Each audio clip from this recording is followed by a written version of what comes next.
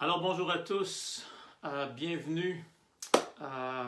Bonjour, mon nom est Claude Hurtaud, pasteur de l'Église de l'Espoir des Mille-Îles.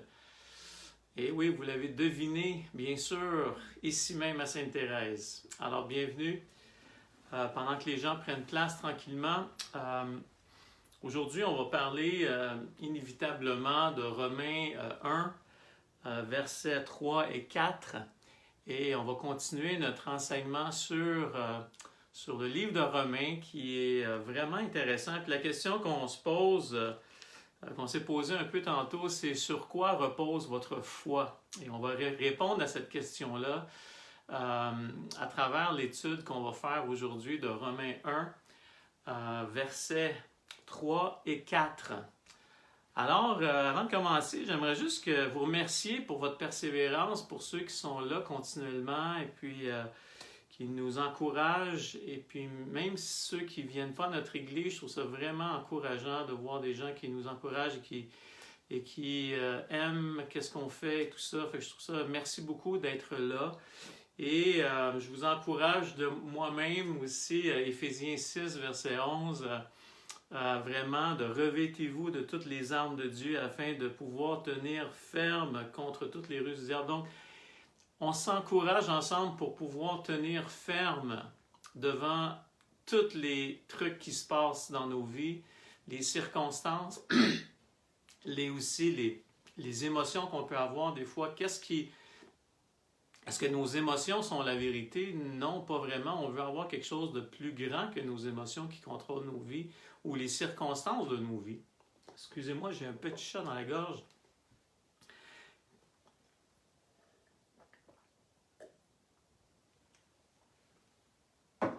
Alors donc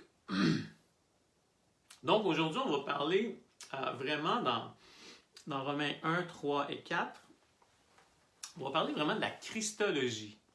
Donc, qu'est-ce que c'est la Christologie pour ceux qui ne sont pas trop familiers, naturellement, Christologie, donc c'est la science de la vie de Christ. Et cette Christologie est divisée en trois parties quand même assez globales, assez générales. C'est premièrement la pré-incarnation, donc avant que Jésus-Christ soit incarné, avant que Jésus vienne sur cette terre, donc la pré-incarnation. Deuxièmement, l'incarnation de Christ. Et troisièmement, la glorification. Donc, durant le message, on va parler un peu de ces trois principes-là.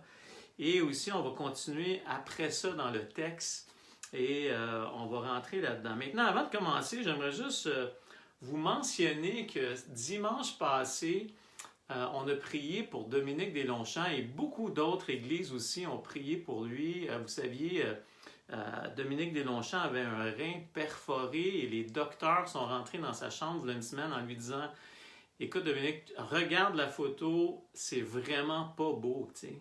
Ton rein, il est vraiment perforé, c'est vraiment pas beau. Donc, on va attendre une semaine et dans une semaine, on va prendre des radiographies puis si c'est encore pas beau, ben, on va être obligé d'enlever ton rein. » Et donc, les églises et notre église, on a prié pour lui.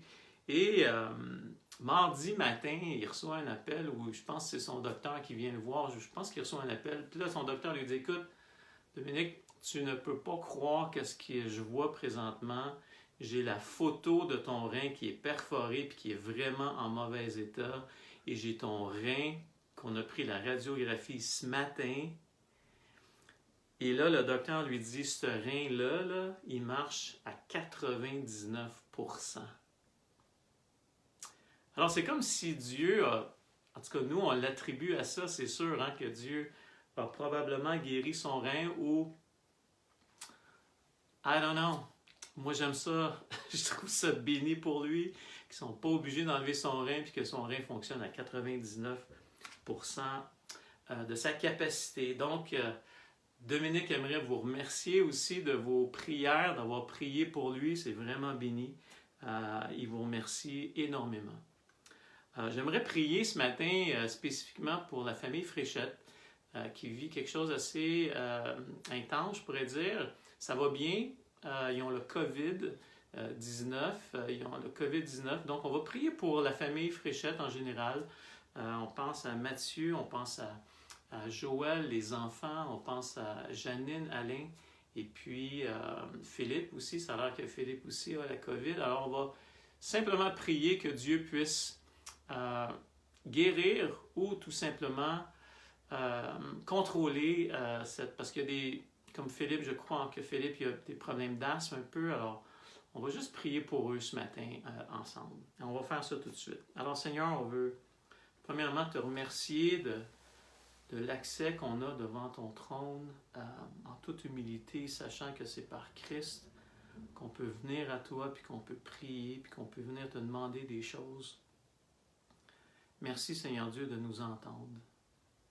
On veut te remettre la famille Fréchette ce matin. On vient devant toi. Puis on prie encore, Seigneur, que tu puisses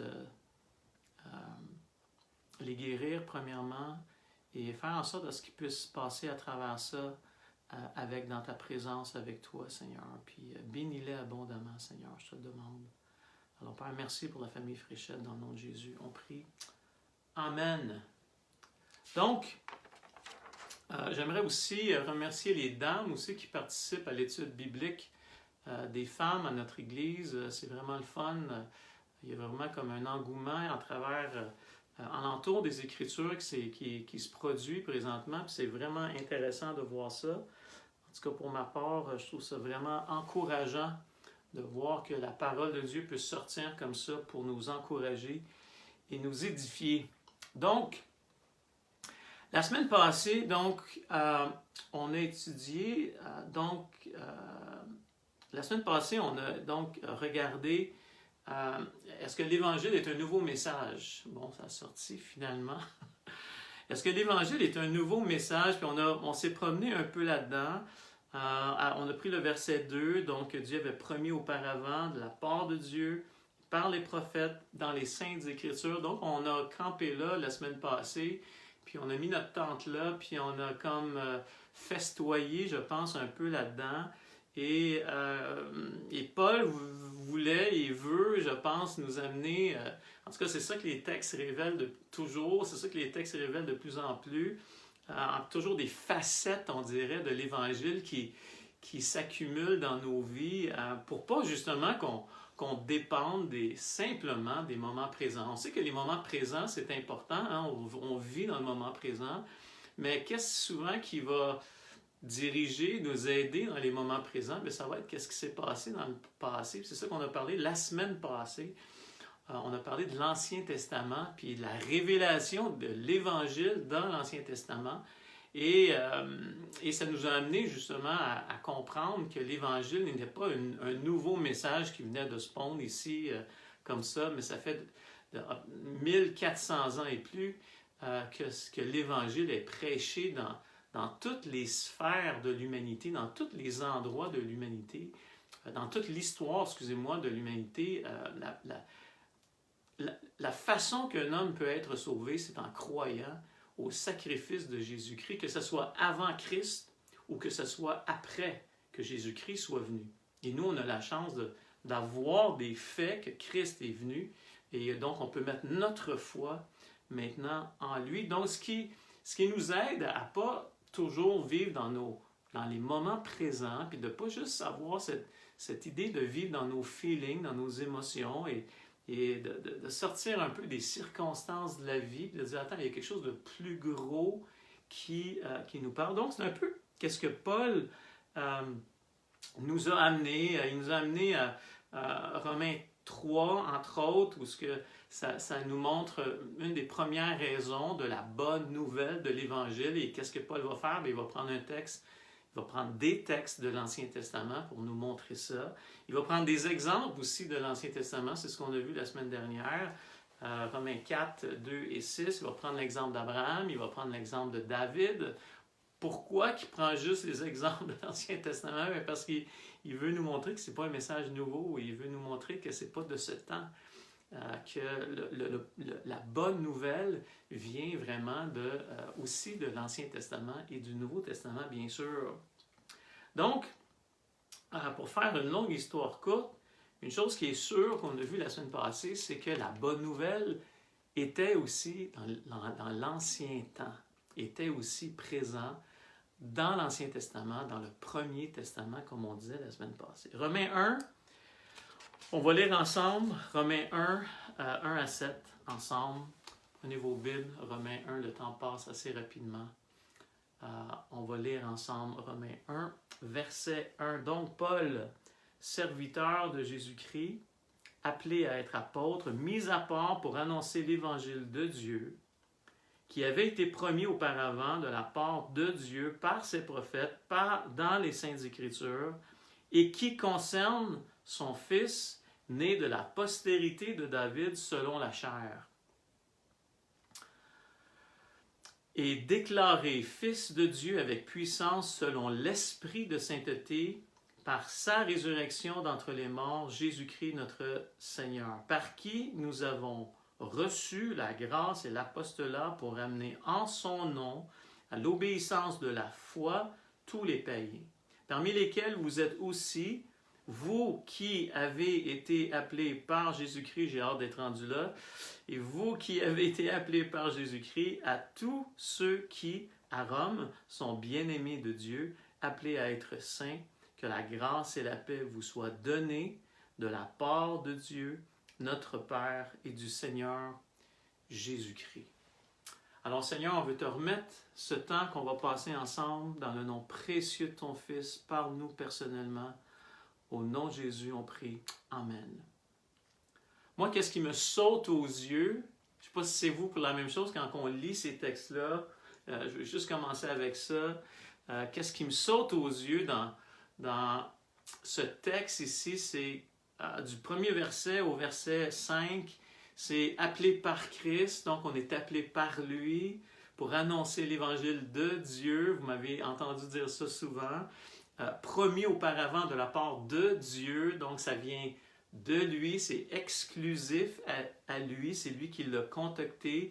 Il a utilisé des hommes par les prophètes, promis auparavant par Dieu, par ses prophètes, dans les Saintes Écritures, de la descendance selon la chair de David, selon l'esprit de sainteté, par sa résurrection, par qui nous avons reçu la grâce de Dieu.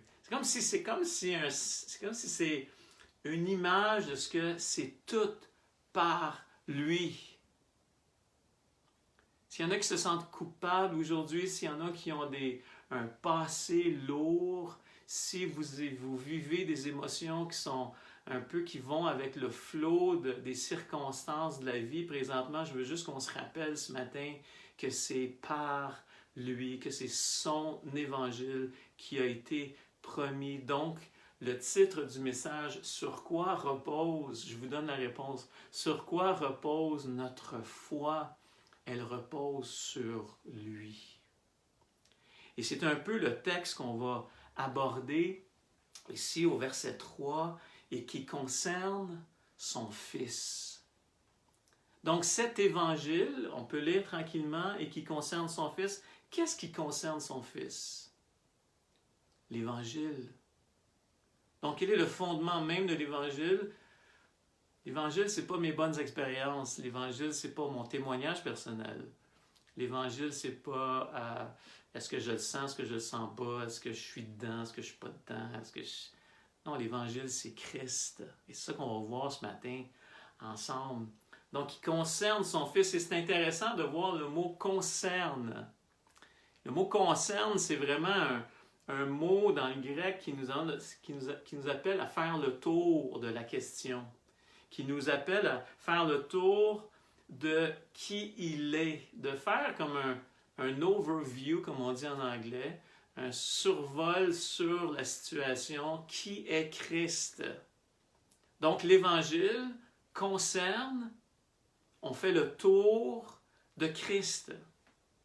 Et donc c'est pour ça qu'on veut rentrer dans cette idée de connaître la Christologie simplement, la Christologie encore une fois, qui est la Christ préincarné, Christ qui a été incarné et Christ qui a été glorifié. Donc, quand on pense à Christ, on peut diviser ça en trois parties. Le avant, que Christ soit venu, qui était-il? Right? Qui était Jésus-Christ? Donc, les Écritures nous parlent de quelque chose qui est vraiment intéressant, de la divinité de Christ et son humanité. Avant d'avoir été incarné à travers Marie, ben il était dans la présence même de Dieu et il était lui-même Dieu. Dans les Saintes Écritures sont inspirées par le Saint-Esprit, par des prophètes, encore une fois. C'est toujours la même dynamique, hein? La divinité avec l'humanité. Dieu avait un message et il a utilisé qui? Des hommes pour écrire, pour prêcher ce message. Il n'a pas utilisé des ondes cosmiques, il a utilisé des hommes et des femmes pour communiquer l'Évangile. Et encore aujourd'hui, c'est la même chose. Il a utilisé une femme, Marie, tout simplement, pour prendre la divinité et de rendre cette divinité possible, donc de la rendre humaine. Donc Jésus-Christ a utilisé une femme vierge pour pouvoir enfanter le Christ, le oint de Dieu, la promesse, le Messie. Et donc, il y a toujours cette question-là, encore une fois, de divinité et d'humanité. L'Ancien Testament et le Nouveau Testament nous montrent la préexistence de la Trinité, right? La préexistence du Père, du Fils et du Saint-Esprit. Et Jean met ça très clair dans son livre, dans l'Évangile de Jean, on a tous lu Jean 1:1. Donc, c'est aujourd'hui, prenez des notes, il va y avoir beaucoup de versets, je vous le dis. Je ne veux pas que ça soit une étude biblique, mais en même temps, on ne peut pas faire autrement que de communiquer, d'enseigner les Écritures comme ils se doivent. Donc, la révélation que Jean a reçue de la part de Dieu, dans Jean 1, verset 1, donc ça dit « Au commencement était la parole, et la parole était avec Dieu. » Donc, une chose claire ici qui est vraiment démontrée, c'est que Jésus-Christ était avec Dieu dès le commencement. Donc, on voit ici quelque chose d'intéressant. On voit qu'il y a deux personnes distinctes. Donc, c'est pas juste comme un Dieu, un tout qui s'est... Non, c'est Dieu. Donc, Jésus-Christ était distinctivement une personne. Et on le voit ici dans Jean, au commencement. Donc, la parole, qui est Christ, était avec Dieu. Donc, leur identité distincte se voit dans la soumission du Fils, donc au Père. Ça aussi, c'est une autre façon de voir que Jésus-Christ était distinctivement, avait son identité propre. Et ça, on le voit dans Philippiens 2, verset 6, je pense, verset qui nous parle de la préincarnation, de l'incarnation de Christ. Philippiens 2, je vais tourner là, excusez-moi. Donc, verset 6, vérité incroyable. Donc, lequel, existant en forme de Dieu, n'a point regardé comme une proie. Donc, il existait comme en forme. Ça ne veut pas dire qu'il était juste une forme, puis qu'il n'était pas 100% homme, plutôt 100% Dieu. Mais il était effectivement une forme. Puis on le voit ici, à la fin de ce verset, qui n'a point regardé comme une proie à arracher d'être égal à Dieu, avec Dieu, mais s'est dépouillé lui-même, prenant une forme de serviteur, en devenant semblable aux hommes et ayant paru comme un simple homme. Donc, on voit dans la première partie du verset, on voit juste cette réalité que que Jésus-Christ était avec Dieu avant toute éternité. On peut voir ça dans Hébreux 10, versets 5 et 7. Quel genre d'existence avait Jésus-Christ avant la naissance par la Vierge Marie? Well, on peut voir très clairement dans les Écritures qu'il a été, Ésaïe 7, verset 14, Emmanuel, right? Il a été prophétisé que Jésus-Christ devait venir par une Vierge, la Vierge Marie, et qu'il était pour s'appeler Emmanuel, Dieu avec nous. Dans Luc 1, verset 26, c'est aussi un autre raconte intéressant où justement cette histoire de Marie et de l'ange qui vient de la part de Dieu lui dire « Tu vas enfanter mon fils ». Puis là, c'est comme Luc 1, verset 30. Il dit « Ne crains pas, tu vas enfanter » au verset 26, au verset 30. Ne crains pas car tu as trouvé grâce. Tu as trouvé une grâce. Je vais te faire un don. Un don du ciel va venir dans ton ventre. Puis là, la grosse question que nous, on a tous, puis on va terminer avec ça un peu, le message. Comment, tu sais, on peut peut-être répondre même à la question comment, puis on peut peut-être dire so what? Puis après tout ça, ça va me donner quoi? Mais on va répondre à ça à la fin du message. Donc, Marie, comment ça peut se faire? Le Saint-Esprit, inquiète-toi pas, le Saint-Esprit va venir et la puissance du Très-Haut va venir te couvrir. Et tu vas faire ce que Dieu a planifié avant même la fondation du monde, d'envoyer le Messie dans ce monde. On voit que Jean 3,16, le simple verset Jean 3,16, qu'on pense à la préincarnation avant que Jésus-Christ vienne, car Dieu a tant aimé le monde qu'il a donné. S'il a donné, ça veut dire qu'il l'avait déjà. Jean 3, verset 31, celui qui vient d'en haut. Encore là, on voit cette idée que Christ vient d'en haut, donc la préincarnation de Christ. Dans Jean 17, verset 5, et maintenant, toi, Père, glorifie-moi auprès de toi-même de la gloire que j'avais auprès de toi. De la gloire que j'avais auprès de toi avant que le monde fût créé. Donc, ces versets, clairement, nous indiquent simplement que Christ était préincarné. Il y a beaucoup de choses à couvrir sur la préincarnation. On ne peut pas tout couvrir, c'est sûr, à cause du temps. Mais je pense que ces versets-là, je pense que c'est vraiment le fondement, la base de la préincarnation de Christ.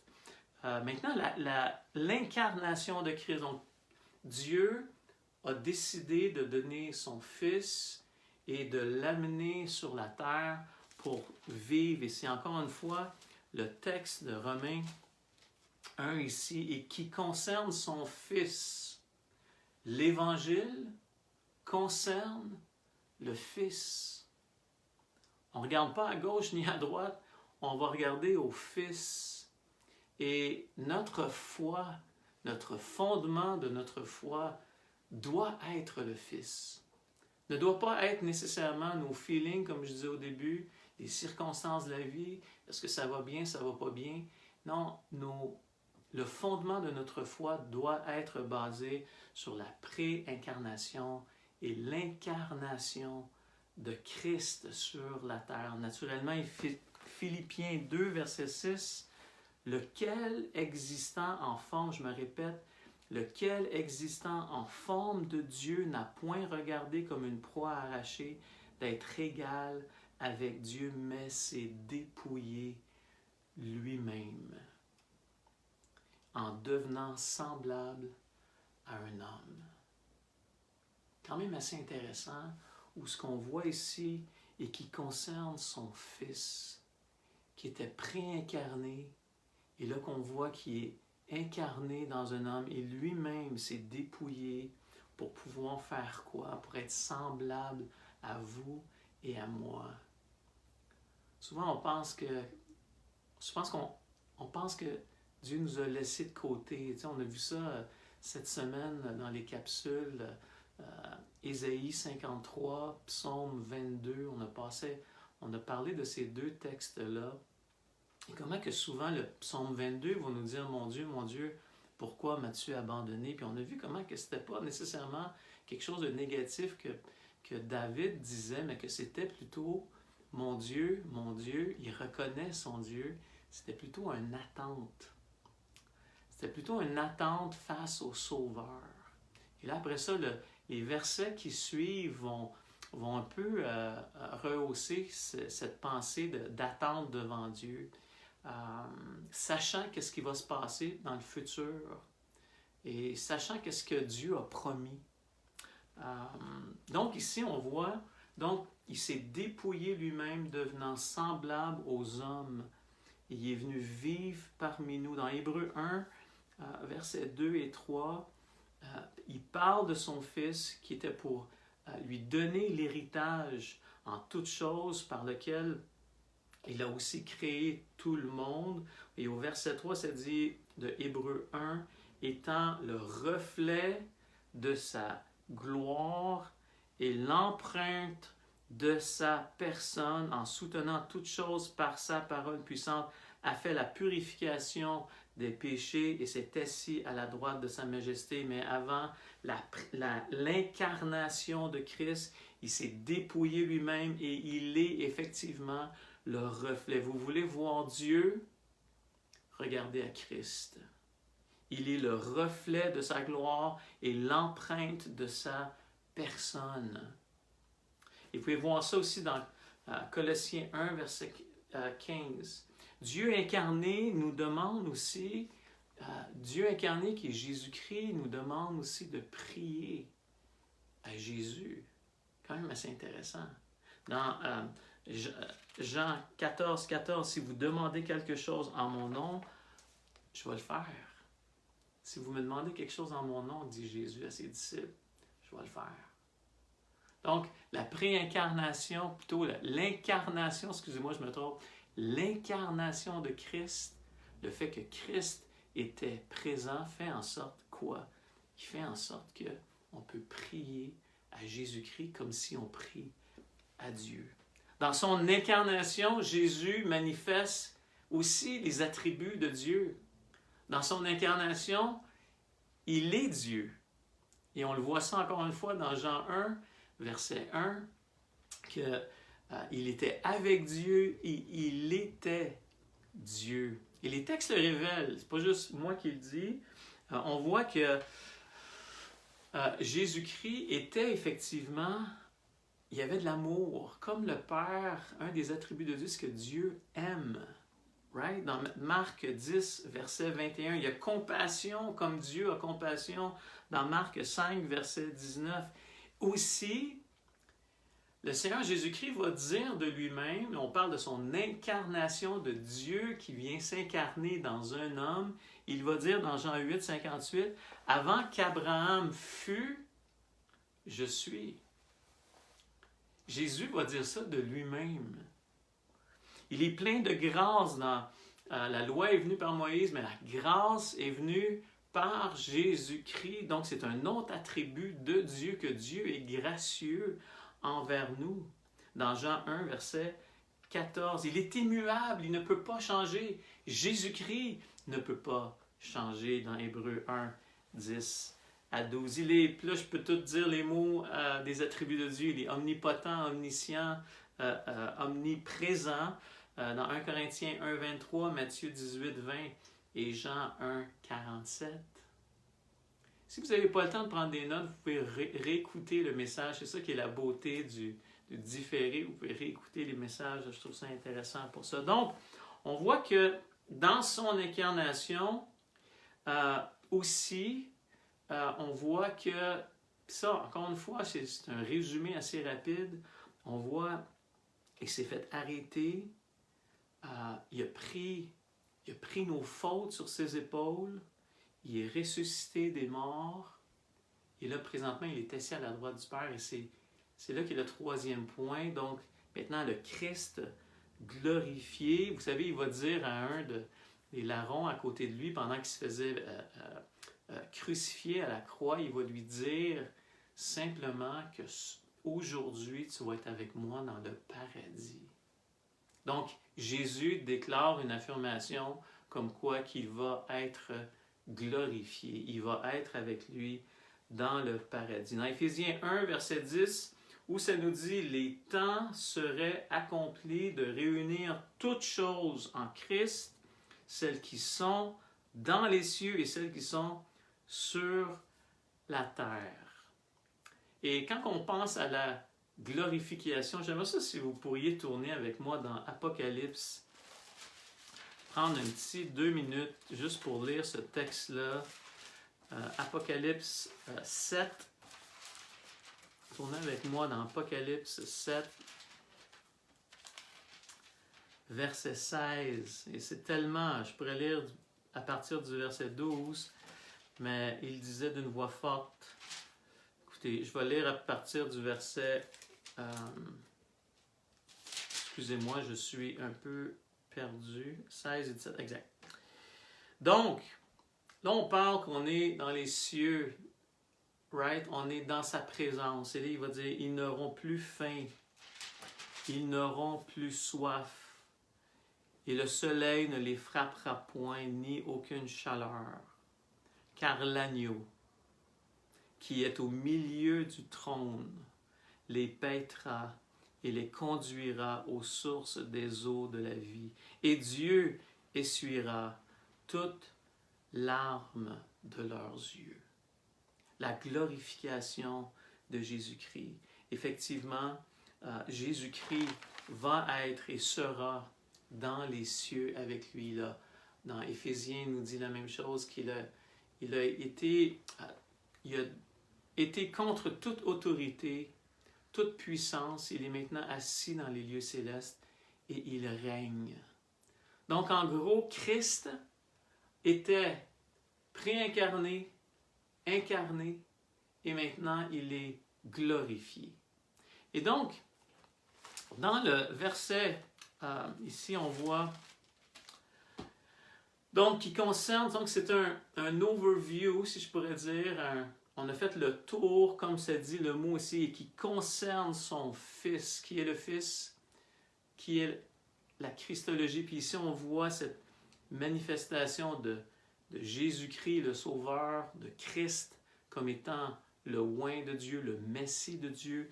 Et à la fin, ici, on voit comme Jésus-Christ, notre Seigneur. Donc, on a le package deal, on a ce paquet complet, si je pourrais dire en français, de Jésus-Christ, notre Seigneur. Jésus comme Sauveur, comme Messie et comme le Roi des rois qui règne aujourd'hui. Donc, et qui concerne son Fils, né de la postérité. Puis là, ici encore, Paul, il va nous montrer cette révélation du divin avec l'humain.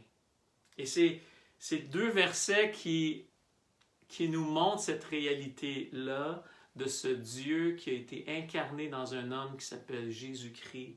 Et là, ici, on voit né de la postérité de David. Et là, c'est clair. Ici, tout de suite, il va aller à dire selon la chair.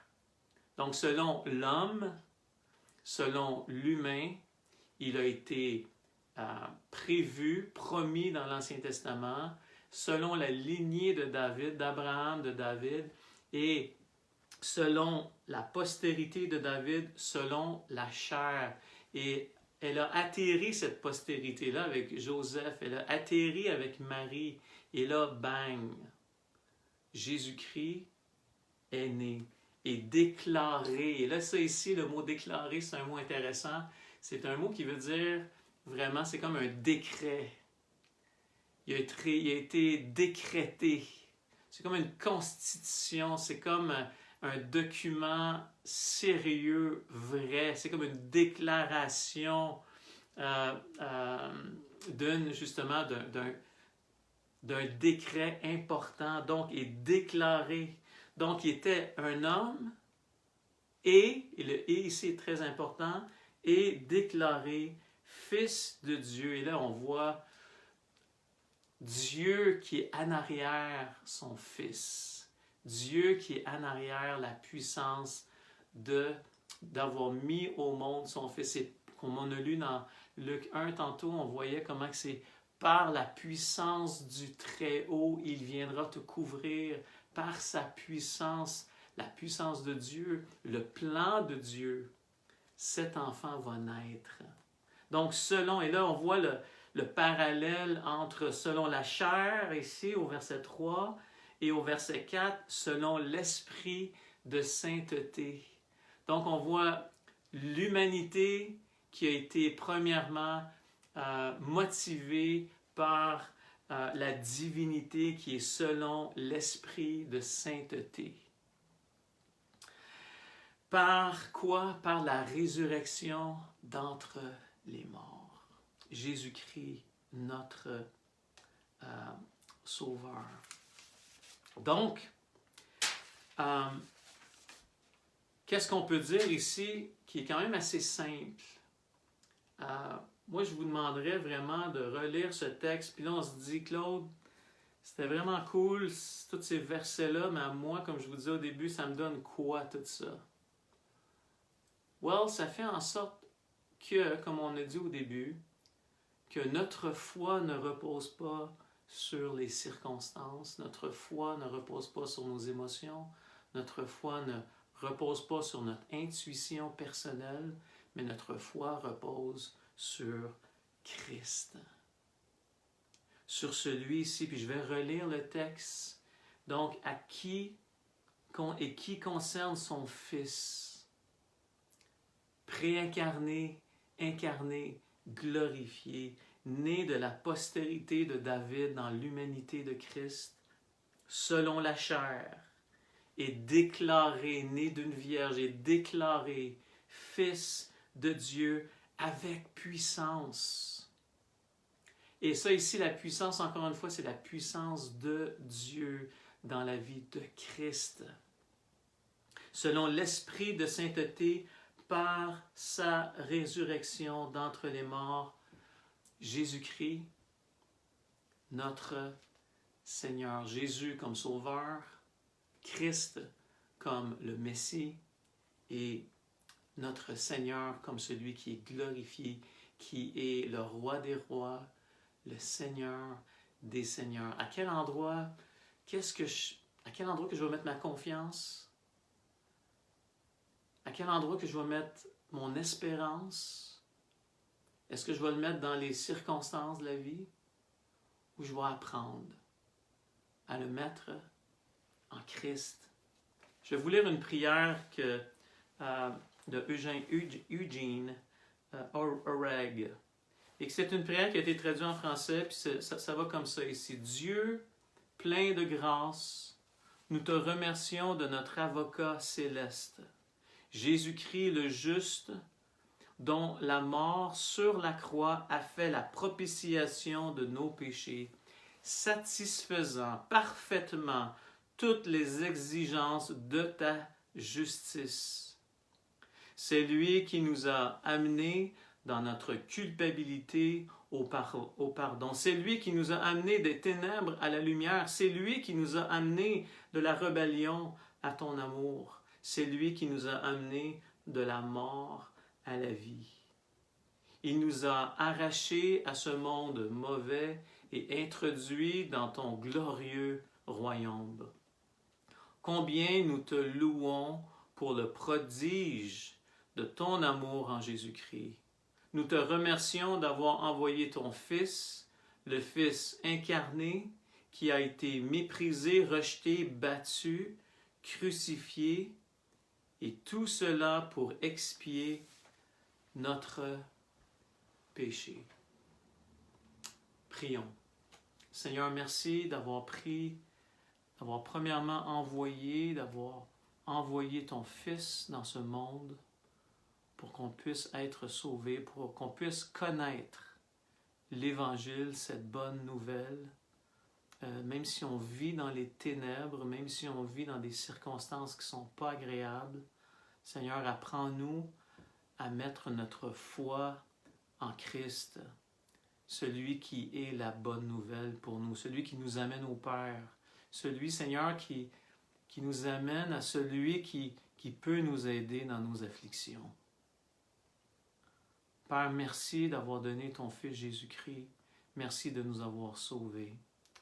Et Seigneur, que tu puisses être glorifié à travers nos vies en ce dimanche, Seigneur, que tu puisses être glorifié à travers nos vies, Seigneur, qui des fois on a tellement des manquements, Seigneur, à te glorifier. Alors Père, fais de nous, Seigneur Dieu, des lumières dans ce monde, comme tu le dis. Vous êtes la lumière du monde.